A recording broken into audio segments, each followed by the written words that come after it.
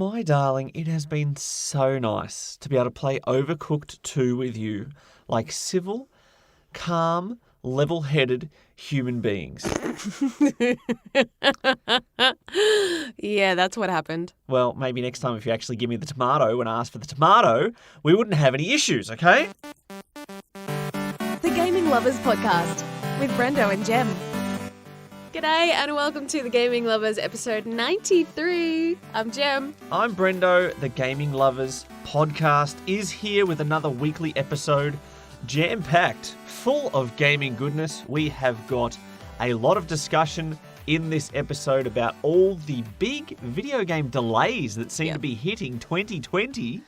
And we have our final tally from our official Australian Bushfire Fundraising Relief Open Challenge. Mm-hmm. So we're going to give you that final score very soon. It has been 4 in Feb. We have got updates on all the games that we've been playing. All of the games. I feel like I'm back in the groove, juggling about 4 titles at once, because I've missed that feeling of just never knowing what I'm going to play. It's crazy.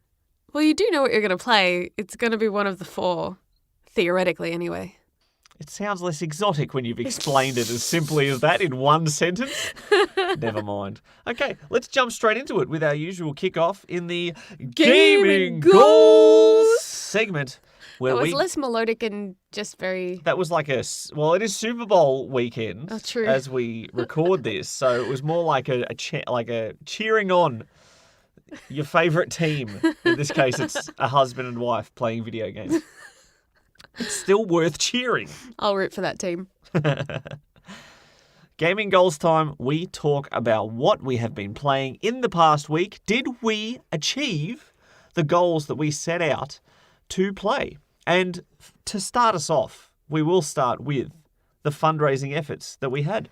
Yes. So I guess it was a big gaming goal in a sense of being given challenges, people donating money for the bushfires, going towards the CFA, Victorian firefighters, which are all volunteer-based, and supporting them as they try and fight these fires.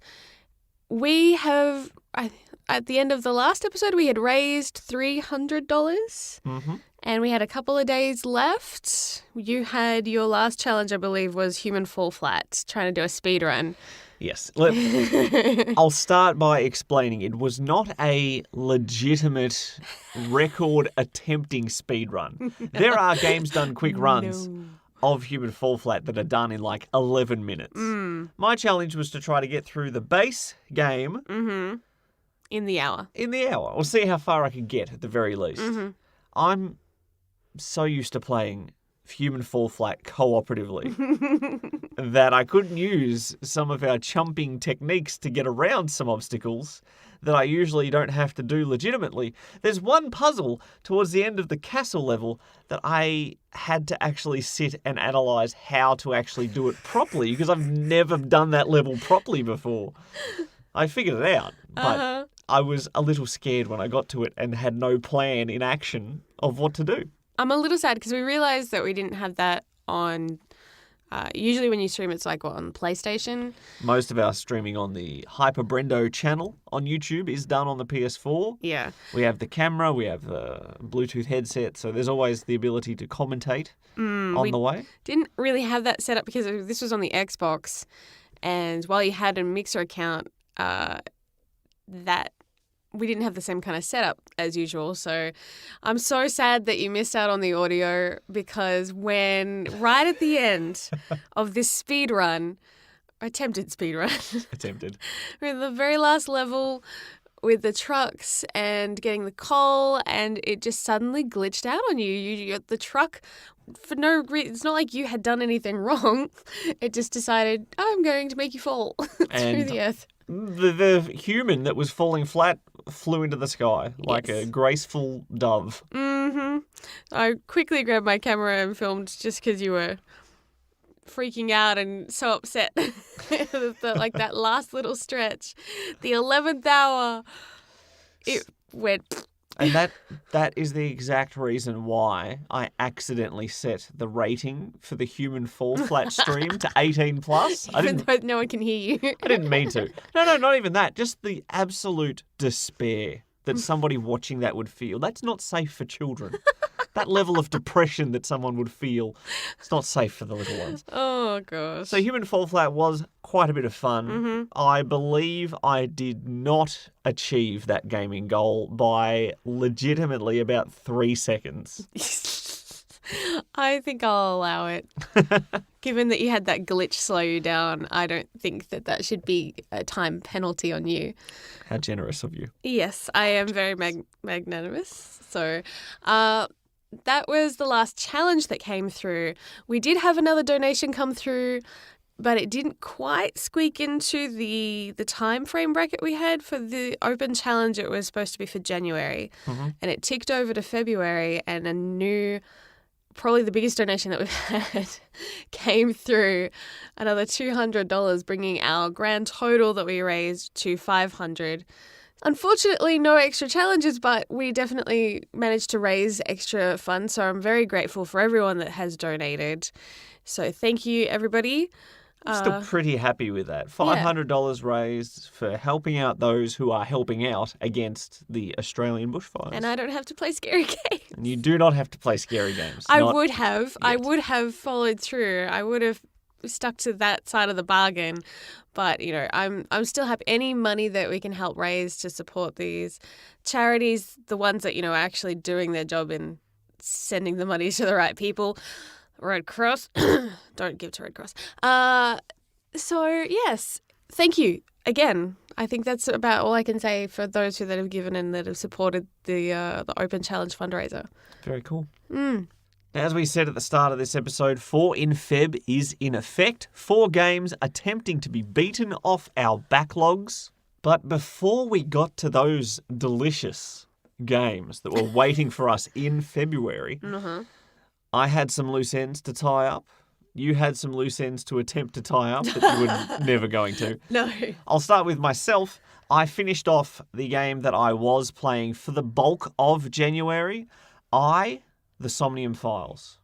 I spelt AI because there is an AI called Ibar, and yeah, I believe it's supposed to be pronounced I. There's a lot of wordplay with that word in particular in this game.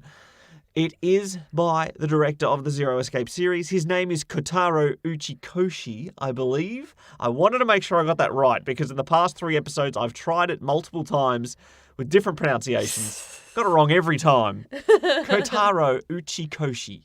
Now, I have adored the Zero Escape series, every entry in that series since I started. Now, as a result, I had very high expectations for anything that comes from this director's mind. Yep. This is somebody who I adore the way their mind works in the video game narrative sense because there's so many twists and turns, and the Zero Escape series have all sorts of different dynamics that work exclusively with those games.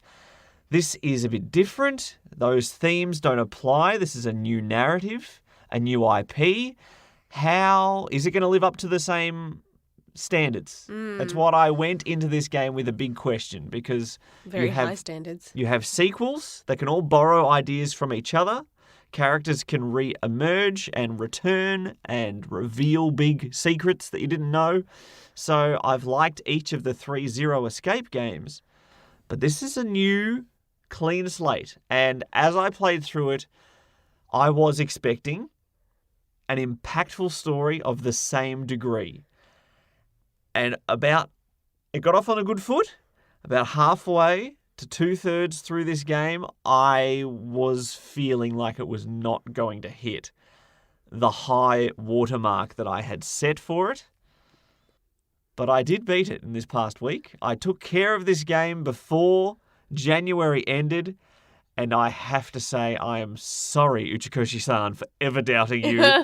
This game had a story that, in the most perfect way possible, the way I love the most complex video game narratives, things make a little bit of sense, but not enough sense to make sense of it. And you think this is, no, I don't know what the point of that scene even was. That means nothing. That's just confused. That's just muddied everything. There's no rhyme or reason to any of this. This doesn't make sense. I can't think of a possible outcome where all of this makes sense. Oh, okay, oh my goodness, it all makes sense. Imagine that. I don't know how they do it. It's why I love the Phoenix Wright series, Ace Attorney. You go halfway through a case and you're like, I'm so glad I'm not a real lawyer because I don't know what the heck I'm supposed to do here. This makes... none of this ties together. And then you get the one piece of evidence, the right time frame, and the little sudden reveal from the person on the witness stand, and it all ties together perfectly. And every little bit falls into place. And these games have a very similar degree of, doesn't matter what scene in the game it is, everything has a purpose. Some of the most minor dialogue choices get brought up again later, and suddenly you see them in a new light, and I'm like, jaw-dropping. Jaw-dropping. My jaw dropped. It's not just a figure of speech, it dropped. And I have to say, it's established itself. The Somnium Files establishes itself very early as the top contender for 2020's Golden Smoochie. Ooh. So we got 4 good games coming up in Feb that are going to attempt to wrestle that from its grasp. But my goodness me, I legitimately think the storyline, the characters, the gameplay mechanics, even the bits that frustrated me early on, all tied together to the point that I can just adore the Somnium Files forever now. Forever. In my last session with this game, I cried twice. Oh. Legitimate tears. Legitimate tears. Twice. Mm-hmm. That's not something that happens very often with myself, but the entertainment value of this game and the adoration I had for these characters tied together. And it was one of those games I didn't want to end, but I wanted it to end because February was coming up, but I didn't want it to end. Yeah. I grew attached to these characters. And although I'll get into absolutely zero spoiler topics in this game, this is the sort of game that if the end credits rolled at a certain point, you would be satisfied, but you get about an hour of closure.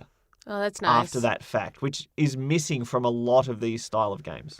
So I give that a gigantic rubber stamp of approval. Thank you, Kotaro Uchikoshi. You're just trying to say that like lots of times to make up for all the times you've flubbed it. I'm trying to give myself above a 50% success rate of pronouncing his name. Excellent stuff. And that was the end of my January gaming. What about yourself? What did you play before we started off the 4 in Feb initiative? I was continuing my second playthrough that had been on pause for a while of Fire Emblem 3 Houses. So my first initial playthrough was with the Blue Lions, and this time around I'm with the Golden Deer. Mm-hmm. And we've hit the time jump in the story, so if you have played it, you know what I'm talking about. I can say that without it's not too spoilerish as far as what happens or what triggers it. It's just it splits the game in two basically. So now into seeing everyone grown up, and I am very proud to say I recruited every single student that I could. So now I don't have to needlessly kill students from other houses and be super sad like my first playthrough. Are you saying that the nameless NPCs that you are slaughtering... They're not nameless. ...have less If they were nameless value than the people you've recruited? How can you make that judgment? There's still plenty of like character NPCs that you have to kill off but you're not allowed to recruit. And that stings a little. But knowing that there were ones last time that I could have but just failed to do so in time, that hurt. Yep. So this time around, I'm like, you know what? I'm making sure I've got everything maxed out as quickly as possible and work on all the friendships and stuff, make sure that I'm just a recruiting machine. My class is going to be overflowing. No one else is going to have any students sitting in it. So, yeah. The benefits of New Game Plus. Absolutely. So I've been really enjoying that to the point where it's kind of affected my 4 in Feb because it's only been a couple of days, but I've not really played the games I said I would in my solo time. I keep wanting to play Three Houses, so I have. And yeah, the only 4 in Feb game that I have played thus far is Overcooked 2 with you. Which, I mean, I've made some progress, but I could have made way more had I bothered. Like, I was sitting there staring at Jedi Fallen Order. I'm like, I'll play this. And then this little whisper of a voice goes, no, play me. Suddenly I'm playing Three Houses. I don't know how that happened. Yeah, well, sometimes the pull to play what you are wanting to play instead of what you have to play. It's not a bad thing to play what you want to play. Yeah. I'll never accuse you of picking the wrong game to play, except for when it's February, darn it. 4 in Feb. I know. Last year I had already beaten a game within like the first day. And I know for a fact that some of the listeners that we have in this podcast that have joined the initiative this year for 4 in Feb have already beaten games. So awesome job, guys. You're doing better than me this year. But yeah, this year I just struggled to find the motivation to kind of get into some of these games. Like once I get over that initial, like you feel sluggish. You're like, yeah, I don't know if I'm really in the mood for this type of game right now. If I get past that, I think I'll get really into it. It's just getting, I don't know, out of my own head a little bit. So, yeah. So we've been playing Overcooked 2 started from scratch. I did not want to. This was a bit of a contentious point because we wanted to play Overcooked 2 as a unified, cohesive couple. No arguments. I'm going to be calm and you are going to be calm and we are going to play through Overcooked 2 and we're going to enjoy it and our relationship will be stronger for it. And before we even start playing Overcooked 2, we had one of the biggest arguments of our lives trying to decide whether to start afresh or continue our save file from 18 months ago. Oh, come on. You can still go and refresh as far as levels if you want to get back in the groove of the controls and replay or get more stars on other levels to help kind of refine your skills. But we had unlocked a fair bit in our initial playthrough. We only had like 1.5 worlds left really to do. We could have been done in the session that we did today had we picked up where we left off. And then, boom, game done for 4 in Feb. But no, I'm going to start from the very beginning. Now, most of the time I do 4 in Febs, I go start to finish. And this was not one of those ones that I chose to argue and make this my hill to die on for that very reason. But I felt like I have avoided Overcooked 2 for so long because of prior sour tastes left in my mouth by this series after overcooking. Reference episode 3 of this podcast, 90 episodes ago. 90. See, that is how long it's been since I've enjoyed Overcooked. You didn't enjoy it then. That was. Well, it's been longer than that. 90 weeks. So I just wanted to start afresh. That way I can work up through the difficulty learning curve again, because I guarantee if we had have jumped into like world 4 or 5 straight off the bat, my frustration levels would have boiled over faster than a pot left on the stove in Overcooked. So that would catch fire in our gaming room and there would be no putting out those flames. So I thought it was more sensible for our blood pressure, for our relationship strength, for our very sanity to start afresh. And I'm glad we did, because we have been on the same page for 90% of the time that we played it today. Until we just stop communicating and we're like, think that we've got it under control and we keep bumping into each other and knocking each other out or throwing food that bumps us off stuff and yeah. No one likes to get a tomato in the face to distract them from what they were attempting to do. Yep. But Overcooked 2, we have done 1/4 of the main game already. Mm-hmm. And it's like you said, a few days into Feb. We got most of the month left. We can easily do this goal, and we will do it by listening to Brendo and starting afresh. Because I am the leader in the kitchen, and I would appreciate you deferring to my lead. So what you're really saying is that when everything goes wrong, it's your fault. Right, leader? Well, bad leadership, there's no recovering from this, is there? I'm trying to think quickly. It's not going to work. Okay, joint responsibilities in the Overcooked kitchen. Agreed? Agreed. All right. So we know that I've only been playing that for 4 and Feb. What else have you started? I'm assuming you've only started and not finished anything yet. I have a 2-hour game in the back pocket ready to be launched at a moment's notice. If I start feeling like I have achieved nothing in this month, that is my secret weapon. But I have continued my way through the Kingdom Hearts series by starting Kingdom Hearts Dream Drop Distance. Mm-hmm. And thus far, it's smooth sailing.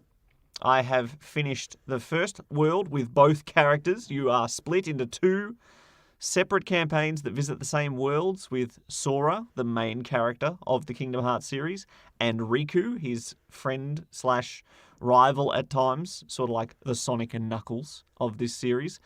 But it's kind of weird because you have a drop timer, which means when that hits 0, no matter what you're halfway through doing, you then switch to the other character's campaign, whether you're ready for it or not.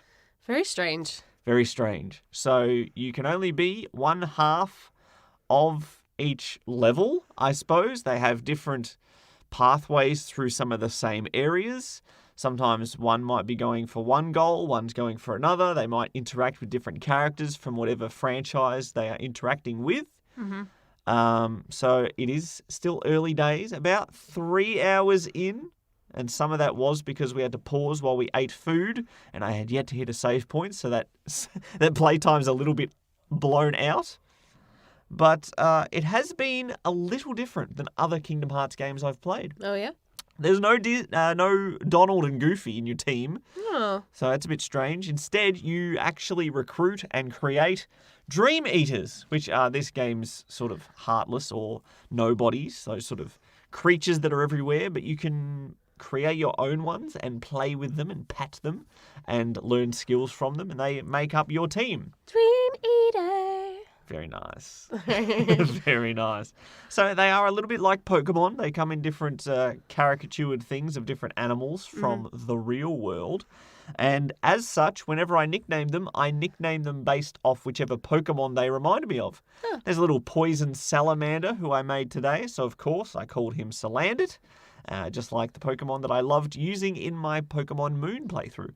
So that is good fun. The gameplay itself is a lot more open areas, a lot more verticality, because they have a technique called flow motion in this, which is not just a gimmick based off a cool name, flow motion.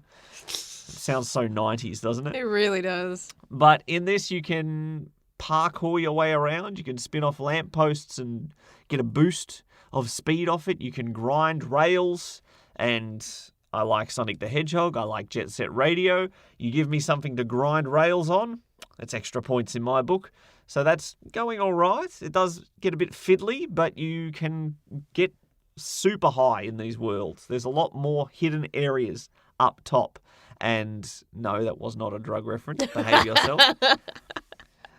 But what is cool so far, I've only got to the second world, like I said. The first is a reused area from Kingdom Hearts 2, or maybe 1. Thinking back, it's all a big Kingdom Hearts blur, all these previous games, because I have played the whole series to this point. Traverse Town is revisited, but it has characters from another Square Enix game called The World Ends With You, which holds a special place in my heart, because at the very start of our relationship, over 10 years ago, you went on a holiday without me, with a friend, and you bought me a DS game to keep myself occupied while my love of my life was away from me. And that game was The World Ends With You. Mm-hmm. So that has a little bit of special history in the gaming lovers And therefore, seeing those characters in full 3D in Kingdom Hearts was just kind of cool. And after visiting such, iconic Disney worlds in other Kingdom Hearts games like, Agrabah from Aladdin, The Little Mermaid, you got your standard ones, even the Lion King, that's your standard Disney fare. But so far, the only world I've visited from a Disney movie is the wonderful, magical, made-up fantasy world of Paris. Paris from the real world with the Hunchback of Notre Dame. Mm-hmm. So that's kind of cool. It is amusing seeing Judge Frollo accuse Sora of being a gypsy based purely off his clothes. No normal person wears pants that baggy, so he must be a gypsy. I don't trust what you look like, therefore I'm accusing you of being a gypsy. So it's good fun. I like seeing the less obvious Disney worlds in these games. Yeah. And it's been enjoyable. My time spent in real-world Paris. How strange. I mean, they have real gargoyles that are alive in Paris, right? Not just reading into that as a fantasy thing. Hopefully they didn't perish in the fire. Oh, no. I haven't actually kept up to date as far as how that's repairs and stuff are going, but it's always sad when such a huge landmark, takes damage. Something so historical. Where was Quasimodo? Should he not have rung the bell? That's what most fire alarms are, is bells. Okay. Oh, dear. Anyway, that's my update on my gaming goals. So that's our 4 in Feb so far. Obviously, it's only been a couple of days. Yes. So it's a slow start Not for even me. a full week. A lot of video games have been delayed for this year that were supposed to be released in 2020. We're going to be looking at some of those up next. You're listening to the Gaming Lovers Podcast. Want to join the conversation? Visit thegaminglovers.com. Record your comment or question by clicking on the button on the right-hand side. And you could be featured in the next podcast. Now, for some people, when their most anticipated game that is on the horizon gets delayed, it is the end of the world. Overreacting, complaints galore. Now, personally, when a game I'm looking forward to gets delayed, normally I'm 100% cool with it. Normally, I'm 100% cool with it. That doesn't make much sense, but I'm usually fine with any game getting delayed if they need time to make it a better game. 2020, however, has had more than its fair share of delays.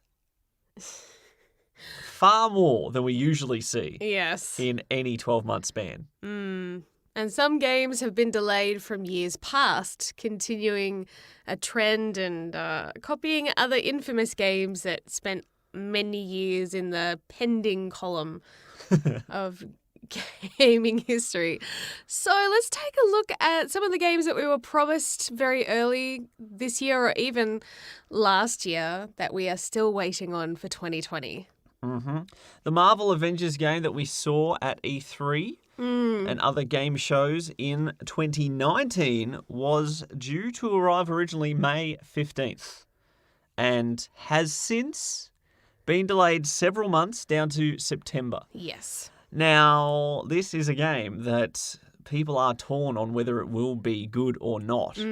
So this could be a critical few months that they need to really make this game stand out. Absolutely. This is the kind of game that could be a huge flop, or it could be the next Spider-Man.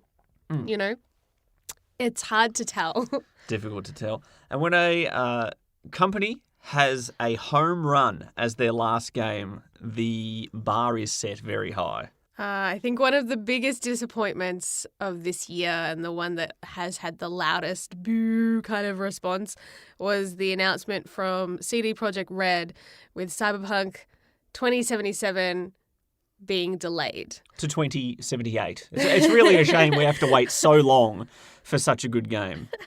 So that was supposed to come out April 16th this year, and that is also getting bumped to September.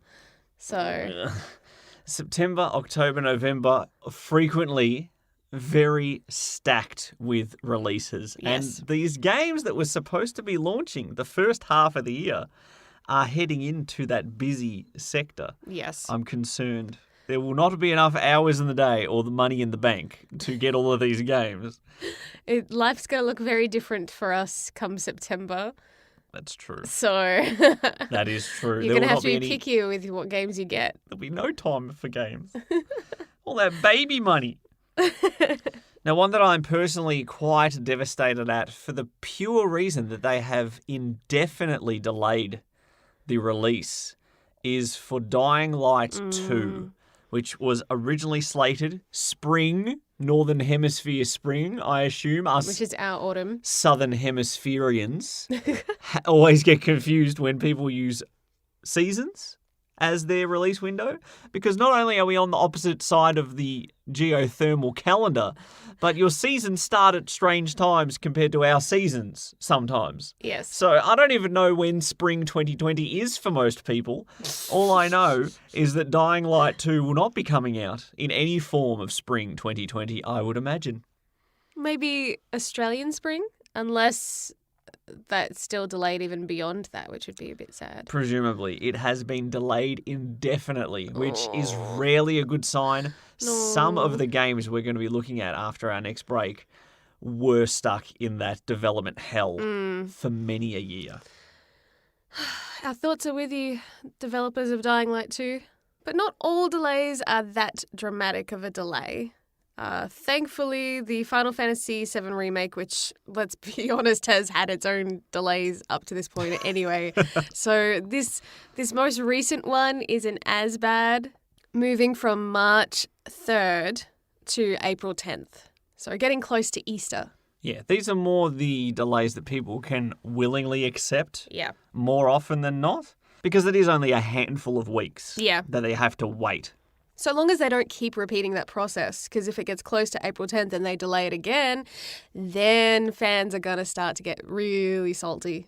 I think one of the saddest ones for me has been The Last of Us Part 2 being delayed. I think it's been a couple of times now. Yep. Originally, this game's supposed to be launching this month, February 2020. They did a big reveal announcement with the release date that was changed after the fact. But when they first even had the teaser trailer, they were aiming for last year, for 2019. So this has obviously taken them a lot longer. I mean, Naughty Dog do excellent games, so we know that any extra time that they need will be well spent. So it's the kind of begrudging sacrifice that we make as fans. That's right. To kind of go, you know what, that's okay. We can wait till May 29th. Now, they realised, of course, that 95% of the gaming population obviously doing 4 in Feb, which is why it was delayed from February 2020. That's the clear reason. The clear reason. However, I do have to put in a personal complaint. Its new release date for The Last of Us Part 2, May 29th. A little too close to when Player 3 of the Gaming Lovers will arrive on the scene. And I may not have time, energy, or brain cells to play The Last of Us Part 2 when it launches. Now, another game that was kind of quietly delayed and hasn't had as much backlash compared to most of the others that we've mentioned was Ori and the Will of the Wisps, which is delayed by about a month. Was slated to launch in February this year and now due to come out March 11th. There wasn't any, clues as to why, but it just has been. So maybe some, bugs, things caught up by quality assurance. It's nice I personally would like to think that they would prefer to have the game kind of as good as it can be before it launches rather than just rely on post-launch patches. Yes. If it can be more complete Yep. on launch, all for it. Absolutely. Now, an interesting one is Ubisoft have bumped 3 of their major projects into their next fiscal year, which starts around April. We have Gods and Monsters, which was the Assassin's Creed Odyssey-esque looking one, Skull and Bones, and also Watchdog Legion, Watch Dogs, plural, Let me not get that wrong. Could be a very important S. Who knows? Watch Dogs Legion also bumped back to the next 2020-2021 fiscal year. They're all about their fiscals. I have to wait even longer to play as that old lady? Yes, you do. So there are many others as well that have been delayed this year or into this year, and it just seems like a greater series of news articles, press releases, things like that, that have flooded social media far more than usual. Yeah. And do you have any idea why? Because it's just a strange habit that everyone seems to be delaying things. I don't know. It's maybe they are listening to fans' feedback of preferring a game to be in better condition when it is launched. And I think that would affect reviews as well, honestly, as far as how it gets ranked come launch day, versus trying to fix everything later, which works maybe better with a lot of online, constantly updated games that are just never finished.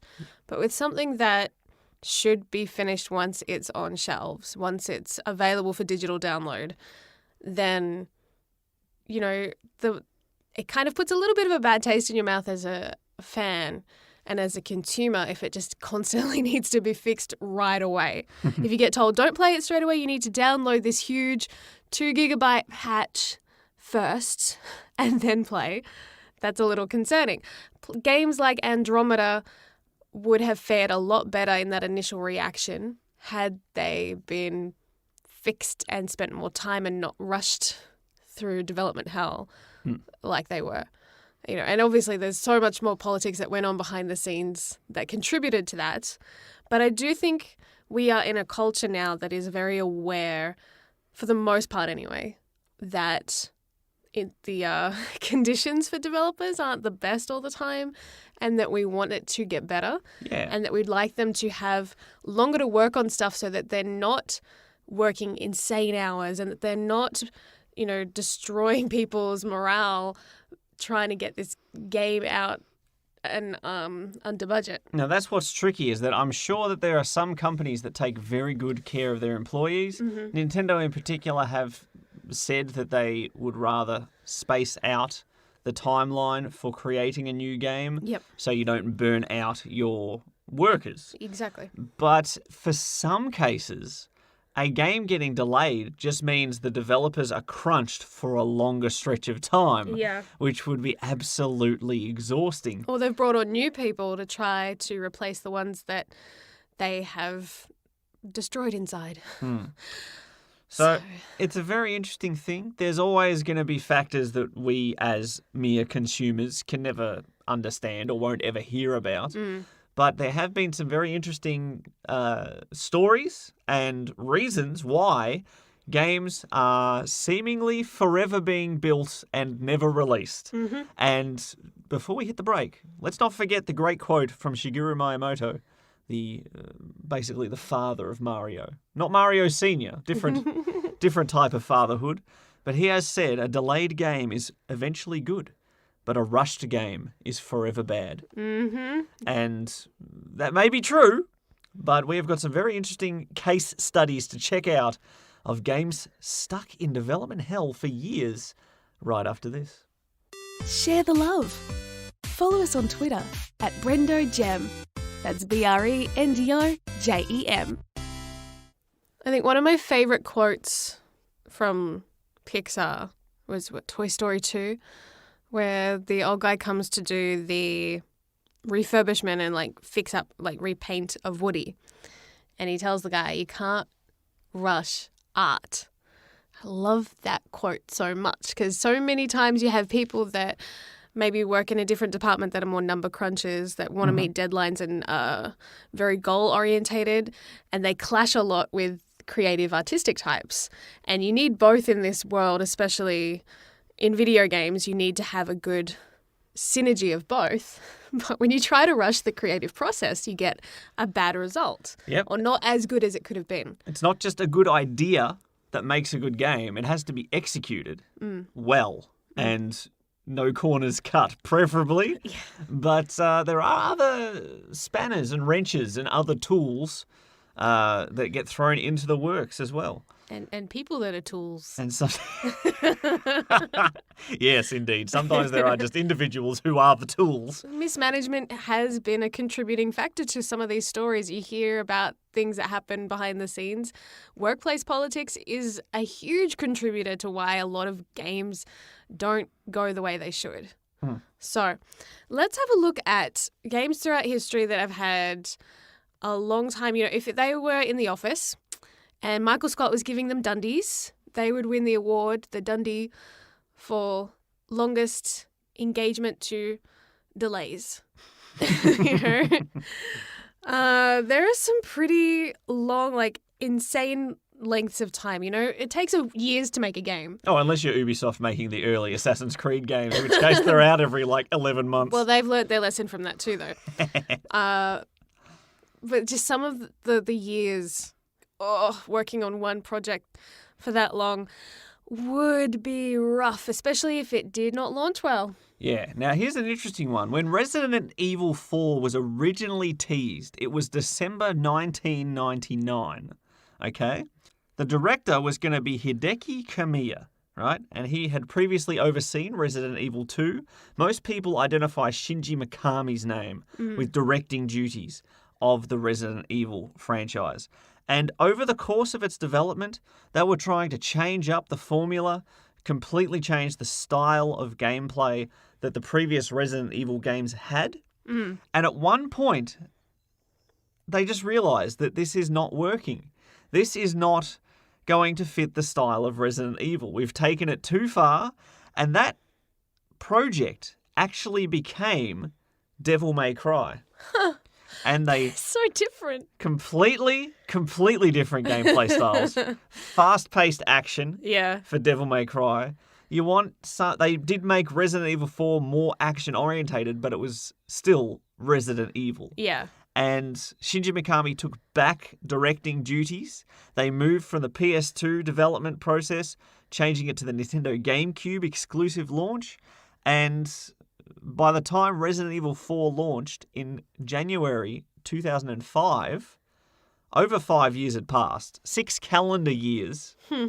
And it's just interesting that they got so far into a project and then went, this isn't going to work. That is a considerable delay to the process. And another one that took about 6 years on the chopping block, Alan Wake. Remedy Entertainment Yes. have made some great games over the years. And during the original Xbox era, I adored Max Payne and Max Payne 2. Mona. You adored Max Payne 2 for just that one or two slow-mo scenes that we would replay multiple times because the people would never fall the same way. It was very exciting.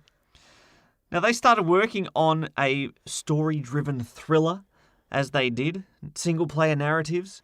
In 2004, they started working on Alan Wake. It was revealed, announced the next year at E3, and they kind of missed the boat on the original Xbox launch because it came out in about 2010. So completely changed the style again. It was aiming for an open world adventure. They went for a much more episodic. It ended up looking like a TV show. There was intro credits to every episode, even though it was all one big game. It wasn't a gradual release. Yep. But people have been clamoring for a sequel to Alan Wake ever since. And there are whispers, yet nothing's officially ever been revealed. Maybe this time they're working on it in secret so they can just launch it. So it doesn't seem like such a huge delay. Now, one game that's close to our hearts, partially because it's, Aussie made, and was a pretty groundbreaking game for its era. They started on it much earlier than I thought. Based off when it came out, they started earlier than I thought too. So in 2004, LA Noire was officially on the radar, but it took them 7 years to get it out on shelves. And a big part of that is because Team Bondi were working, with groundbreaking motion capture. They were doing Holy moly. such amazing work with the help, from Rockstar as their publisher. Mm-hmm. But, they were doing things that most video games at that time weren't really touching. It's very commonplace now, but when it first launched, it got rave reviews because it was just so different and had the realistic facial expressions and things from the actors. So yeah, there was nothing new about motion capture at this point in gaming history, but the fact that most motion capture was simply for physical movements, like your arms, legs, and body and your head direction. yeah, Whereas the facial expressions in LA Noire, when I played through that on the PS3, I couldn't believe what I was seeing, just based off the slight nuances that was being shown. And with the technology they had in that era of development, they had an incredible budget of about $50 million. yes, And yet the project took time yes. more than money. Well, you've also got an open world, and when it's as detailed as that, that takes a lot of time as well. Plus, you consider with the budget, you're using Hollywood actors for the majority of the roles, not necessarily like more commonplace voice actors that you find in video games and animation. So that brings the budget way up. It does bring the budget up. Rockstar Games were the publisher, and it was a sales success. It's always good when a game has a very high budget and then exceeds that in sales. Mm-hmm. Bravo. But unfortunately, allegations came out about the working conditions at Team Bondi after launch of LA Noire, which led to Rockstar cutting ties with the studio. Long development. That money only goes so far. Yeah. Corners have to be cut. Unfortunately, a lot of the times, it's the workers that suffer. And that's why they should unionize. They should. Legit, though. Like, it blows my mind that so many people that work in that industry aren't protected by stuff like that. And many publishers and other big corporations take advantage of it. But anyway, that's a topic for another episode of the podcast. Let's look at Starcraft II, another one that was in development hell for 7 years. 7 years. Now, I loved StarCraft. I made my own custom campaigns for StarCraft at home. No joke. I wrote up characters, bios, art styles, wrote everything. I learned how to use the map maker. This was in my phase of late high school that I was in love with game development as a hobby, not so much as a career path. Now, in the 7 years it took for StarCraft to get a sequel, my interest in games completely changed. And even though StarCraft II came out in 2010, and I was absolutely in love with StarCraft 1, I've never played it. I've never had the urge to buy it because in that enormous time frame, Lots of other stuff caught your attention? I haven't played a real-time strategy game in a while. Speaking of StarCraft, Warcraft 3 Reforged has come out in the past week. And as far as remasters go, people are not quite happy with the scale of it, the quality of it. It currently holds the single lowest user score on Metacritic with a 0.5 out of 10 user score. That's pretty bad. There was something that was previously the single lowest, Gary's Day Out or something like that, which people have been bombarding recently this week with 10 out of 10 reviews to bump it up to a 0.7, ensuring that Warcraft 3 Reforged gets My the goodness. lowest. That's funny, but also a little vindictive. Oh, man. Now, after the game was first announced, when we got to the 2007, we're talking about StarCraft 2 again, the 2007 Blizzard Worldwide Invitational, Blizzard revealed development on StarCraft 2 was only about a third of the way through. This was after 4 years of development. Yeah. So they decided that, forget the other two factions, we're just going to release the campaign with one of the three. And we'll release the other two as expansions down the road. And I think that was also a factor of why I steered clear. because you can play as the humans, the Terrans, but then you've got the like alien-esque out of the movie Alien. Yep. When I say alien-esque, aliens of the Zerg and the more sci-fi futuristic aliens, the Protoss. And I liked the balance of all three. I liked StarCraft's campaign of all three, but by the time StarCraft II launched, it was missing a lot of content. That's a shame. You can understand why they have to make those tough calls, but in a way, sometimes it's like, falling on their own sword and by cutting out things that fans kind of really expect from the series. It's one thing if you're creating an original project with no baggage being brought across. That's why I've said previous times, like on this podcast, that Andromeda would have fared better if it wasn't tied to Mass Effect. Just an original project. Yeah, people would have been less critical of it. It had stuff going for it, and I think because Mass Effect is so beloved, seeing it get treated that way, people were harsher with their feedback because it didn't live up to the very high expectations. Yeah, I think that example carries over to StarCraft II absolutely perfectly. To many, people, when it comes to nostalgia and anything that's really captured your heart and you've connected to in a real way, you are always going to be very ultra protective of what's done with that that brand and franchise, down the road. And if it gets mismanaged, it's like Star Wars fans, there's always some that love the new stuff and some that loathe it with everything, So everyone, they get protective of what they love.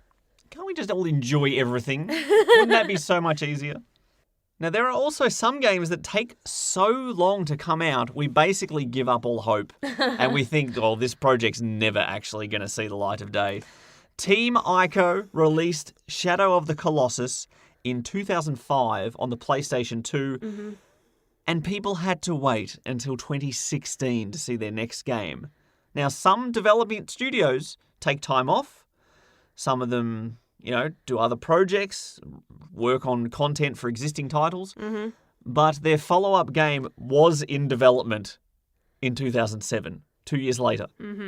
It took them 9 years to launch The Last Guardian, which came out on the PS4, 2 generations of consoles later, and they had hardware issues. They had to transition from console to console to console. Don't forget, their previous title came out on the PS2. They started working within the late PS2 lifespan.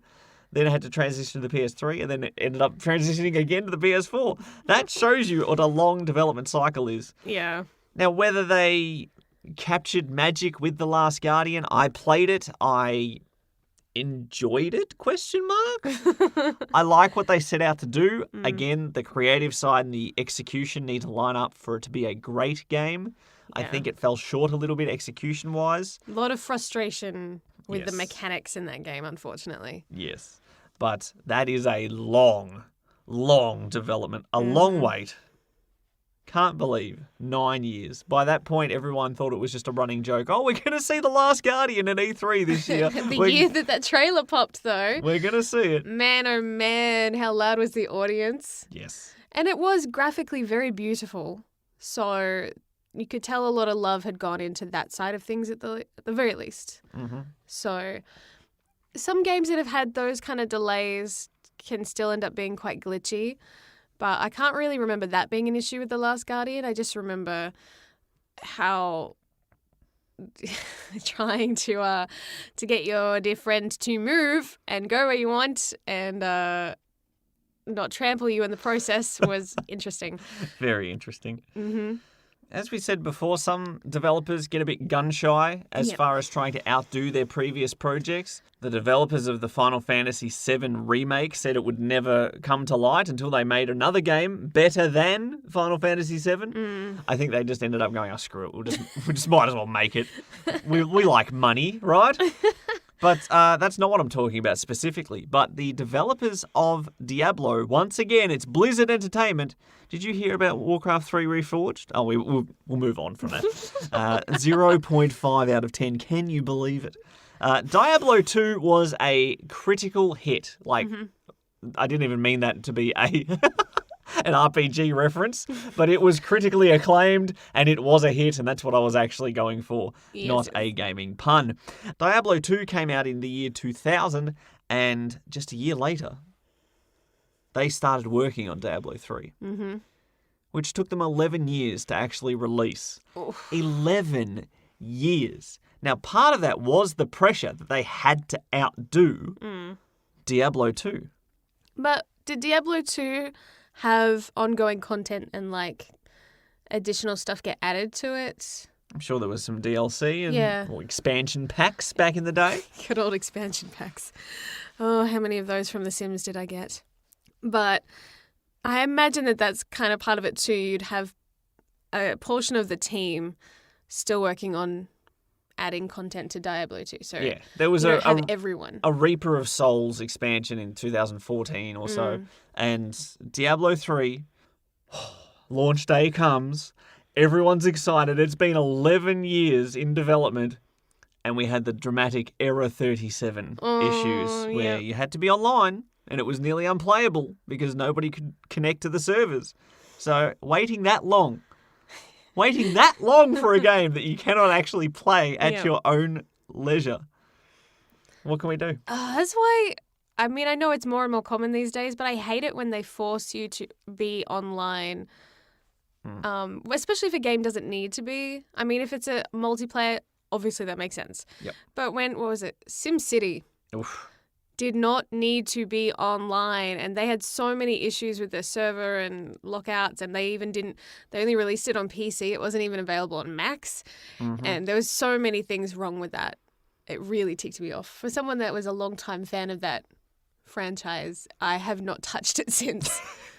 Anyways, I keep going off topic. Let's look at the probably the most infamous and the example everyone's probably been waiting for us to bring up of a game that was stuck in development hell and probably should have stayed there. We can't argue with the facts when it comes to Duke Nukem in development forever. Yes. 1996 to 2011. 15 years. Yes. Now, I loved Duke Nukem 3D. I was playing that in 1996, okay? This is when I had fallen in love with first-person shooters on my rusty bucket PC that was doing its job very well for its power level, let me tell you. Doom, I could run the gamut on all of these first-person shooters of this era, and I would just be stuck in nostalgia land forever. So I'll just rattle them off quickly. Doom, Wolfenstein, Hexen, Heretic, Quake, Shadow Warrior, so many of them. But for me personally, Duke Nukem 3D, even with the adult content filter locked, was far and away my favourite. Duke Nukem 3D, its sequel was announced almost immediately. 1997, they were transferring to a 3D polygon-based system. Duke Nukem 3D was all, even though it was named 3D, the environments were 3D, the enemies were flat sprites, the pickups were flat sprites. So seeing it go the way of games like Unreal and Quake into the 3 dimensions, it was going to be amazing. And had it launched when they wanted it to, maybe back in the 90s, it might have done okay. Maybe it would have. There was a magazine that I used to collect called PC Power Play, and they played a trick on me one time because they said they finally got a copy. This is in like 1999. They finally got a copy of Duke Nukem Forever, and it is the best game they've ever played. They gave it a 99 out of 100, which was the highest score they had ever given a game. And we don't have time for a full review. We've just got to say this one paragraph that the game is incredible. It's going to be the best game ever. We had to send a guy out on his bike to stop the press truck to get this review in on time. More details coming out next month. What bald-faced lies. And it was all a harsh trick. Those jerks. How could they? Back when magazines were where you got your news and you couldn't verify anything online. So mean. I was so excited. I told my dad it was coming out. This is it. Duke Nukem Forever is going to be great. It's finally coming out. Finally, after 3 years.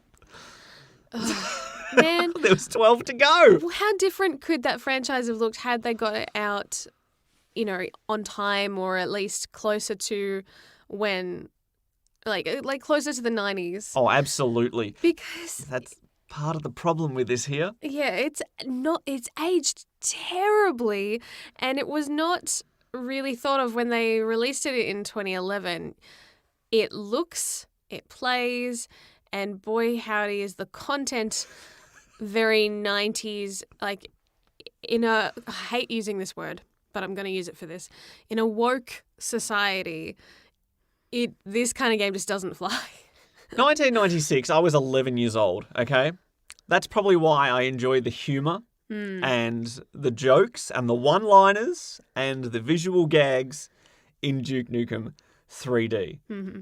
By the time the game launched, I was 26 and had matured somewhat. Yes. And even just based off that alone, this game, if it kept the same sense of humour, was not as going to be a hit, for sure. The game was ugly. It was outdated, as you said. It was always doomed for failure, but they stuck with it.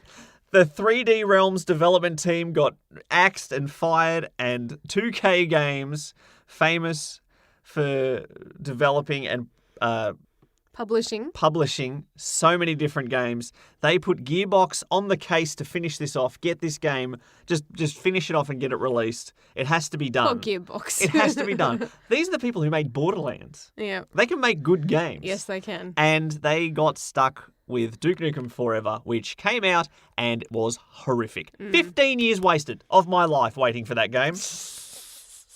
Thankfully, now, you say I play some bad games. Mm-hmm. Thankfully, I've never played Duke Nukem Forever. And Maybe never 4 will. and Feb next year. No. In honour of its, 25 years since it was originally pitched. Maybe. Oh my goodness. Just maybe. No. Definitely won't. I'll be a father by then. I can't be playing such immature games. So just because a game gets delayed by a month or 6 months or 8 months or a year, it isn't the end of the world. Some of these games were worth the wait, some were not. But hey, the extra time is going on the polish. Make sure the game is good. And if Hopefully. it is not jumping from the 90s to the 2011. And if you have to wait that long, hopefully the developers realize that they need to adjust story and tone to suit the age with which it is being released into. If it were a game where you were maybe going back in time and playing in the 90s, then you might be able to get away with more of that kind of content. Please don't give them an idea for another Duke Nukem game. Because, He's time travelled before. Duke Nukem Time to Kill, Duke Nukem 0 Hour. Don't give them ideas. It will happen. I will say it does irritate me when you've got a historical kind of drama or some piece that's supposed to be set in a certain era, but they modernize the characters in the sense that they have a very modern mindset. Like they've almost traveled back in time and live in that era, and they don't speak, nor do they have the belief system of that time, if that makes sense. Yeah. So not that everything was necessarily great. It's not I understand why people want to make things more modern in the sense of being more open-minded and being kinder to minorities and all that kind of stuff. But if you're wanting to paint the picture of the history, then you need to be honest about it instead of kind of painting it with rose-coloured glasses of what you wish it had been. Anyways... There's only one thing that must return from the 90s, and that is hypercolour T-shirts. I will be all for that, unless they were, radioactive and bad for our health. Maybe they were. Why did they stop making hypercolour T-shirts? Can I request, some of my favourite, lollies and stuff from the 90s? Because there were some pretty awesome sweets that have disappeared since that I miss. So, if we're making requests. But anyway, so hopefully these delays that have happened in this year mean good things for these series and not Duke Nukem things. Time will tell. Share the love. Like us on Facebook at facebook.com/thegaminglovers. I think our end gaming goals is going to be pretty short today. That's right. There's obviously lots of games that we've just mentioned that are obviously going to be choices for our gaming goals in future months. Duke Nukem Forever has to be played eventually. Never. I'm a fan of the series. No, definitely never. Duke Nukem can rack off forever. 4 in Feb will govern quite a bit of our future tense gaming goals, I believe. Yeah, pretty much. We've got Overcooked 2 to continue, and I need to get some motivation to play one of my other solo games. Yes, Haven't decided yet. You have 3 relatively long games that you have stacked up on your 4 in Feb, with the Overcooked 2 being the little cooperative seasoning on top. Now, Overcooked 2, by next episode, I'm going to set our goal quite low, so that way we might overcook it or we might undercook it, but we'll make it achievable. I just want to be finished with World 3, halfway through the game, the base game. If we get to any DLC content, if we get to anything extra, then that's the cherry on top. But all I want to do is be halfway through the game by next week. Can we do it? Yes. Yes, Yes. easy. We're supposed to say that at the same time. We're not in sync. This is terrible. So apart from that, which of your 3 games remaining will you be focusing on this week? I don't know. If I make a promise like that, I'm probably not going to break it. You can pivot. I said I was going to start with one game and I started with a different one. I can't help but say pivot like Ross from Friends. Maybe I can try to get at least one chapter done of Life is Strange 2. Not a bad choice. The episodic nature of that means you can spread it out. Yes. And fill in the rest like the middle layers on a cake. I keep doing food analogies. Thank you, Overcooked. Time to eat. Yeah, I originally said I was going to start this month with Alien Isolation, but I did pivot. Is that how I do it? I don't watch Friends. I don't know. I changed to Kingdom Hearts Dream Drop Distance because I thought if the urge takes me to play Kingdom Hearts 3 straight off the bat next month, I didn't really want to go back-to-back Kingdom Hearts games because that is just asking for series fatigue. So I decided to bump that to the start of the month. That will be my main game. I'll leave the door open if I have a couple hours home alone, maybe I'll jump on the Alien Isolation train. But I'm starting with Dream Drop Distance and Overcooked 2. That is my gaming goals for this week. Kingdom Hearts DDD, there is supposedly, according to plot, according to what Master Yen Sid told me at the Magic Castle, it sounds like I've had a drug trip, doesn't it? He told me there were 7 worlds. If that's how many there are in this game, I've already beaten 1 and I'm partway through the second. I reckon, I'm going to set a lofty goal here, at least, I was going to say 6, but maybe I shouldn't say 6. 5, at least 5 worlds complete. Ooh, okay. By next week's next week's going to be halfway through the first week. That's all right. It balances out. I've done the due diligence in preparing this 4 in Feb. It should be fine. 6 worlds complete, which will have me almost through my first game in Feb. That's the plan. Let's see if you can deliver. Oh, I hope so. I want to be a man of my word this year with 4 in Feb. I need to finish 4 in Feb. I haven't done it in years. Well, let's get to it then. I think it's time for us to say goodbye. We'll see you next week, everybody, and happy 4 in Feb. That's right. And hopefully next week's episode won't be delayed for 15 years. Chowski. Bye, Nara. Thanks for listening to the Gaming Lovers podcast. For more episodes or to watch some live stream gaming, visit thegaminglovers.com.